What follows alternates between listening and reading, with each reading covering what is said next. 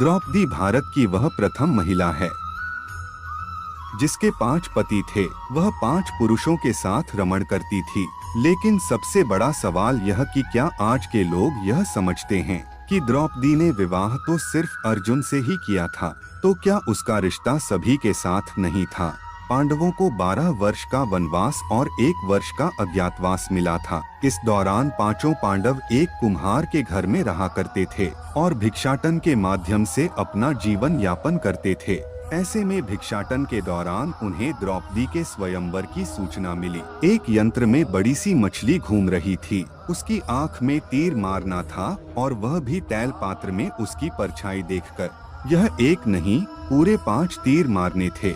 अर्जुन ने यह प्रतियोगिता जीत ली तब जरासंध, शिशुपाल तथा दुर्योधन, दुःशासन आदि कौरव भी उपस्थित थे। उस दौरान बहुत विवाद हुआ क्योंकि पांचों पांडव ब्राह्मण भेष धारण कर पहुँचे थे। लेकिन श्री कृष्ण के दखल से आखिर द्रौपदी का विवाह हो गया। पांचों पांडवों से उसका विवाह कैसे हुआ, पांचों पांडवों की वह पत्नी कैसे बन गई, यह बहुत लंबा किस्सा है। कहते हैं कि द्रौपदी अपने पिछले जन्म में बहुत सुंदर युवती थी। सर्वगुण संपन्न होने के कारण उसे योग्य वर नहीं मिल रहा था, इसलिए उसने भगवान शंकर की तपस्या की और तब शंकर जी प्रकट हुए। उस समय द्रौपदी ने हड़बड़ाहट में 5 बार वर मांगे, इसलिए उसे शिवजी के वरदान के कारण इस जन्म में 5 पति प्राप्त हुए।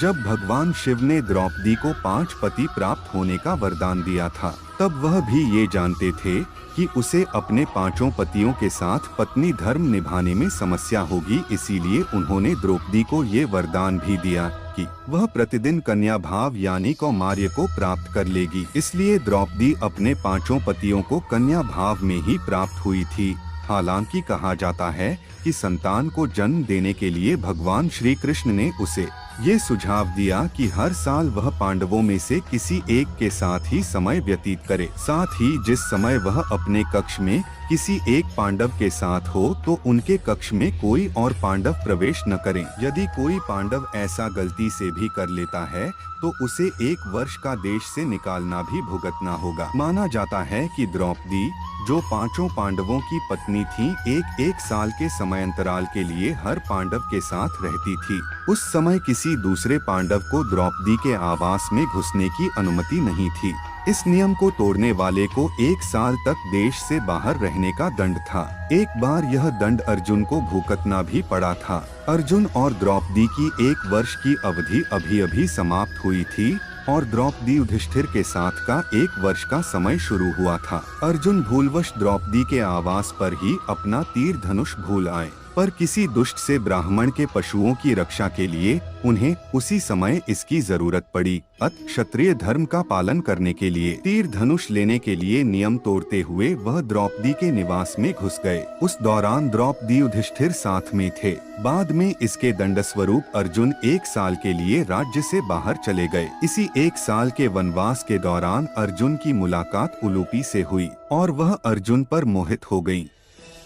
ऐसे में वह उन्हें खींचकर अपने नागलोक में ले गई और उसके अनुरोध करने पर अर्जुन को उससे विवाह करना पड़ा। कहते हैं कि दोनों 1 वर्ष तक साथ रहे। अर्जुन और नाग कन्या उलूपी के मिलन से अर्जुन को एक वीर पुत्र मिला जिसका नाम इरावान रखा गया।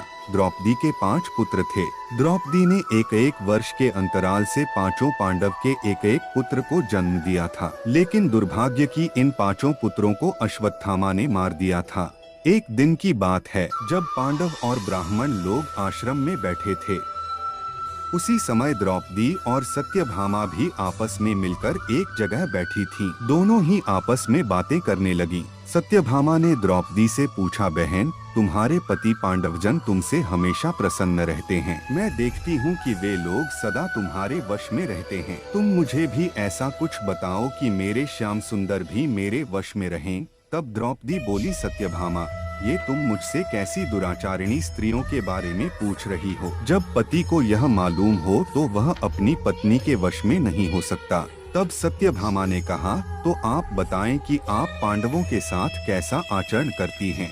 उचित प्रश्न जानकर तब द्रौपदी बोली, सुनो, मैं अहंकार और काम क्रोध को छोड़कर बड़ी ही सावधानी से सब पांडवों की स्त्रियों सहित सेवा करती हूँ। मैं ईर्ष्या से दूर रहती हूँ। मन को काबू में रखकर कटु भाषण से दूर रहती हूँ। किसी के भी समक्ष असभ्यता से खड़ी नहीं होती हूँ, बुरी बातें नहीं करती हूँ और बुरी जगह पर नहीं बैठती।